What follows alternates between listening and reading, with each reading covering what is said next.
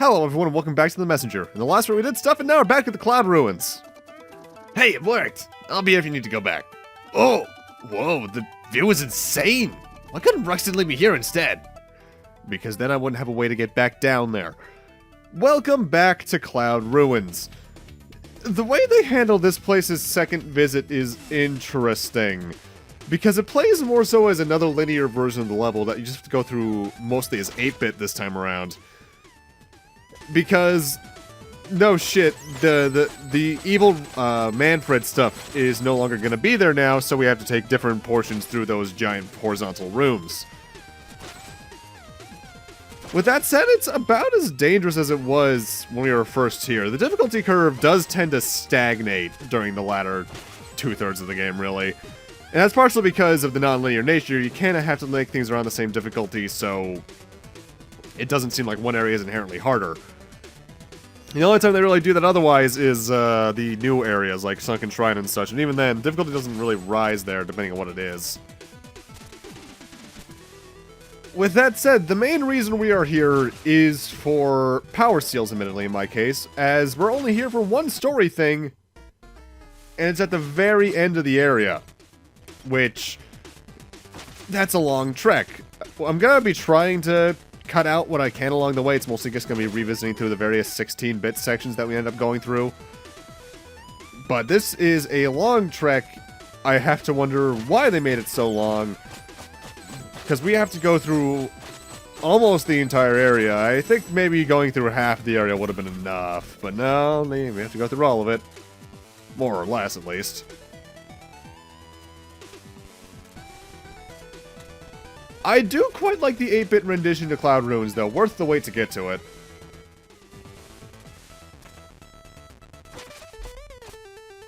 Also, interestingly, seeing these faces in the background reminds me, one of the few pieces of, like, promo art we have for Sabotage Studios' new game that I always get the name of wrong is of the two main characters on some islands. And in the background, we can see statues very similarly to that, so I'm wondering if the sky giants that were hinted to live in this area in some distant past are gonna play into the plot of that at all. I would assume as much, just given it's roughly around the same time span. But I guess we'll just have to wait and see. At this point, it's all conjecture, given how little we actually know about the game, barring the footage they showed off. The sprite work looks fantastic, might I say, by the way. Not that it's bad here, it's fantastic all the same. They got good artists on their teams. More often than not, the platforming throughout this portion of the 8-bit parts of Cloud Ruins is more or less going to be long horizontal hallways over bottomless pits. And you'll be cloud stepping off a lot of those cloud sirens, so on and so forth. It's a lot of stuff that we've seen done before, but they do it, I think, to its most refined here in terms of the long bottomless pit room stuff, as it's the last time the game really does it. Obviously, there's still going to be a couple bottomless pits, but not to the extent we're going to be seeing here. Also, I don't think I've really talked about it yet, but you might notice that I almost compulsively check the map. That's something I do very often whenever I'm playing a game casually, especially when it's a Metroid-like, because I just need to make sure I'm going the right direction still. I don't know why I'm doing it for this one in particular, as, again, it's rather hard to get lost in a straight line. It's like checking the map in Final Fantasy 13. You could do it, but what's the point? There's going to be one straight line, and then maybe 2 or 3 branching paths for a chest. At least until you get to Grand Pulse, but at the same time, like, not many people have the strength to get that far into the game past a certain point in time. It's a shame, too, because I think 13 has its values. Great soundtrack, looks good. Combat's okay. Story is where things really just kind of take a dive. 13-2 is okay, though. Thankfully, though, they were also rather kind enough to put all of the Power Seals along the linear path instead of you having to go out of your way for them. Mind you, with how they designed this area, I'm not sure if there's another way they could do it without having you do absurd backtracking up and down and all around. I'm just glad they decided to keep it this simple towards the end of it all. Because we are getting down to the nitty-gritty. I think at this point there's only 4 or 5 Power Seals left. And 1 music note, of course, and after that's endgame, technically.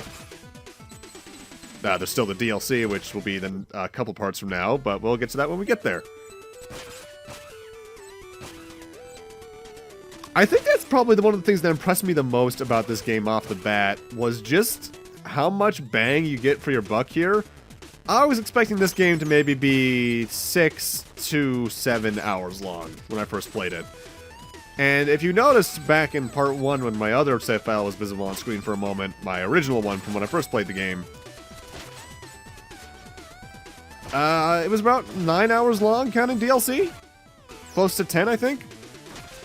And I'm impressed with that. I like it when games that can surprise me with their length like that.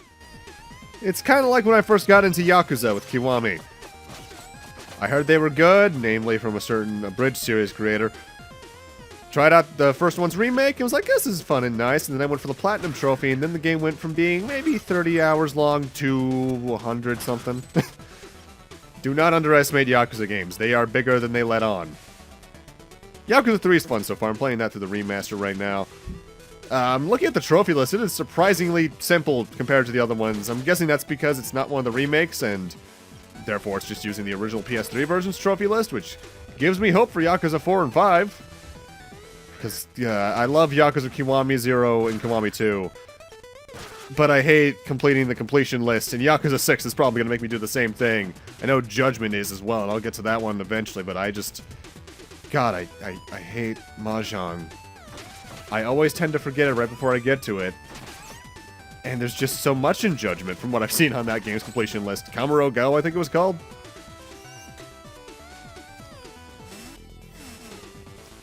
I will say, I think a part of what makes the latter two-thirds of the game kind of slow as well, ironically given that it takes less time to do this, is that there's not really much new dialogue from the shopkeeper once you hit the non-linear section. The only times you get new stuff is when you're in a new area. So, stuff like Riviera Turquoise, Sunken Shrine, Elemental Skylands. We got new dialogue for them there, but we haven't gotten new stuff from them otherwise since we started this section. And since the shopkeeper's sass was such a central part to the game's storyline beforehand, it definitely feels lacking. Hey there, little Phobekin. Are you okay? Oh, hello there. I'm Acro. How'd you end up here? Oh, the irony, right? It's a long and unfortunate story. I should really get back to my workstation. Thanks for snapping me out of it. And that's all for Phobekins. That is the main reason we came over here, because in order to access the Forlorn Temple, we need all 4 of them. With that said, though, we still need to continue on, as not only is the nearest shop still further ahead, but there's still one last power seal to get here, and, well, for 100%, that's, kind of important. As well, like with the Elemental Skylands, having to backtrack through this place because you missed one is really annoying, as you have to go through the entire area again. And, that's no good. Thankfully, they did place the checkpoint relatively closely to where we ended.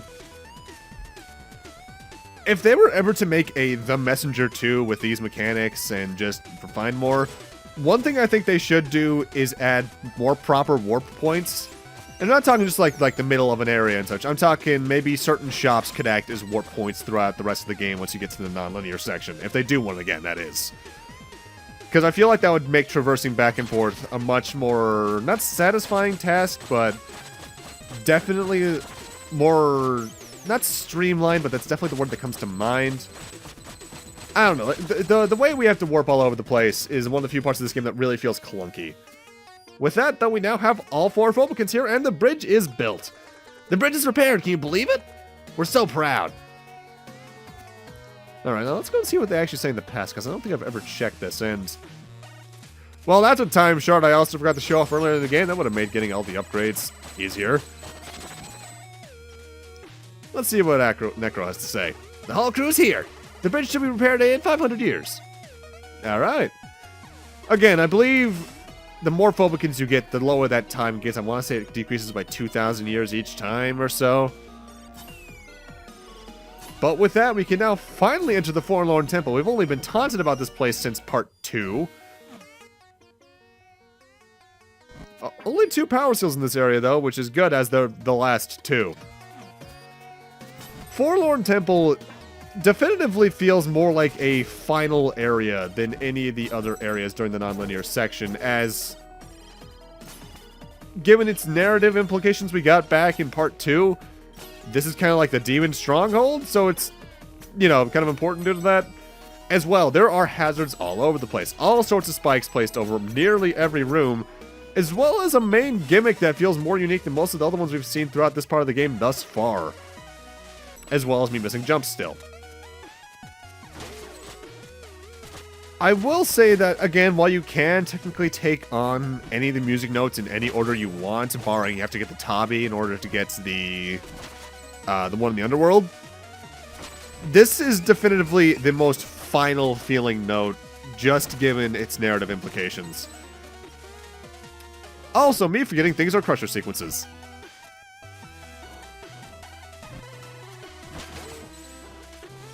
I don't know what it is about the way I record certain games that makes me more reckless or otherwise just sillier, but there are times I can definitely see myself not playing the same way I do some other games. This rocket will send you up. You can control it left and right, and that's about it. But that said, it's going to be our main platform again from now on. And I even mentioned earlier on in the game, I hinted towards something. The in-beta footage for the game, the pose the ninja did while on the rockets was more so hugging it in a way of... I can't even think of a comparison. Just think of, oh, you know what? Dr. Strangelove. Imagine the guy from Dr. Strangelove on a rocket, but horizontally hugging it. Whereas nowadays, they changed it to reflect a similar pose in Shatterhand. That game I LP'd, by the time this gets uploaded, maybe 4 or 5 months ago now, maybe 6. When you're climbing onto fences. Is that the main reason I played Shatterhand, so I can explain that reference? No, not really. I just really like Shatterhand. It's a good game. Play it.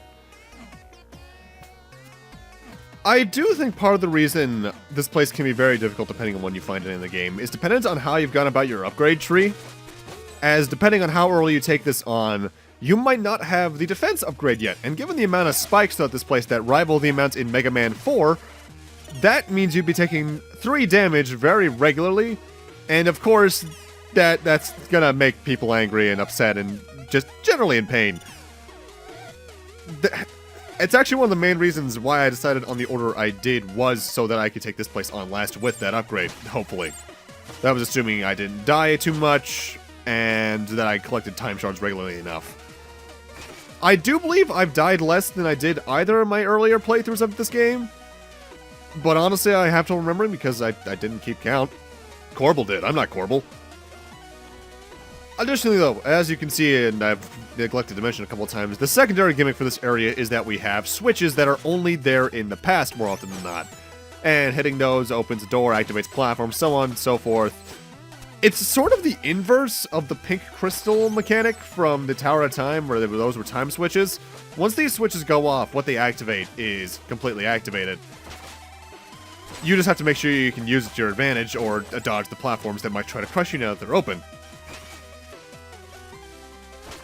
Also, I know I talked about some of my favorite level aesthetics earlier throughout the game, like floating islands and such like that, waterfalls on floating islands. But also one of my favorites has always been ruined castles, which is one of the reasons why I liked Breath of the Wild so much, because the whole ruined aesthetic was everywhere, and the final dungeon was more or less nothing but that. But this is a really good example of it. I really love the very earthy red mixed with the grassy green. That's really nice looking. Without feeling Christmassy, because that's... Whenever you're working with colors, like I'm going to have to in my career a lot, because graphic design is nothing but that, and placing squares properly. Technically, if you're an illustrator, that's something else, but for my kind of stuff, which is going to be probably into advertising or publication, less so. Or more so, rather. I already forget how I grammared myself, so I'm just going to presume I said it right one of the ways. Is... Putting green and red together without making it feel like it's Christmas is kind of hard sometimes, especially given that that's a good color combination because they're complementaries. It's one of the reasons why I like putting purple and yellow together so much, because they're complementaries as well. I really like purple and yellow. This particular power seal took me a couple of attempts to get on my first playthrough, and honestly, looking back, I don't exactly know why, because I think I died once here this time, but that's just because I wasn't looking ahead and didn't see the platform coming in to crush me from the left. Whereas on my first playthrough, I was actively messing up almost every single rocket, and I don't know why. I if I'm recalling the stage order, at least I believe the game's taught you can drive the rockets at this point, so I don't understand why I wasn't doing it properly. I just wasn't. To human is to err, I suppose. Now, something I believe I brought up early on in this LP was that sometimes some of the linear levels tended to overstay their welcome a little bit. I think once you reach the non-linear section, why they do that in the linear section makes more sense as you realize, okay, there's more pathways for me to go around, and they needed the space for that, hence why the levels were relatively long in the first place. But I think the inverse problem with that is it causes the levels in the non-linear sections, the new ones, to not stick around as long as they feel like they should. As with the added pathways and mechanics, you could potentially give us really interesting stuff, and while they do, they feel like they end a few minutes too soon sometimes. I don't know exactly how to explain it. It's a gameplay flow thing. It just feels like some of the new areas aren't as long as the main ones. Which, you know, could very well be the focus, as they wanted to make sure the game was probably close to 50-50 non-linear linear, at least in terms of development time and structure. It's just one of those, it feels like things that's hard to explain a lot of the time. And even then, that's largely subjective.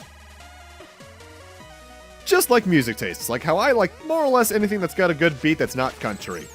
And the country mostly is because I work at a grocery store at the moment, and they play almost nothing but country with a mix of some 70s through early 2000s pop and rock, maybe between every 3 country songs.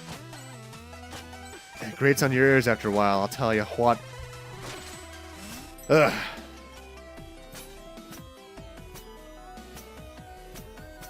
With that, though, we are coming up on the final power seal in the game. And like with the previous one in the level, it uses the rockets to its best advantage. But what I like about that one, the next one in particular, is that it's a twofold one. You have to go through the danger once to unlock the power seal, and then you have to go through the danger backwards to actually collect it. I don't know why, but I'm always a fan of minor optional secrets like this. Well, I guess this isn't exactly minor, but optional secrets like this. No, that's kind of redundant as an optional secret. Either way, that make you do the level design for it twice, once to unlock and once backwards to actually grab it. Just because I feel like it lets you learn the level design and then figure out the new ways around it. With that said, and this is more so just due to how secrets like this that are massive lists of collectibles tend to play out.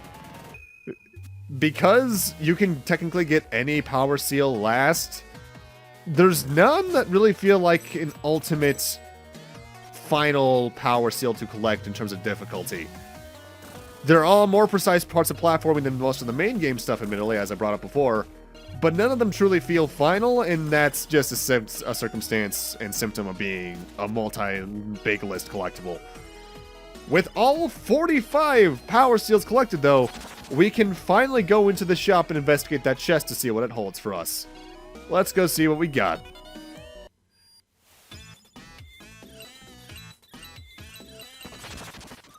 We got the windmill shuriken.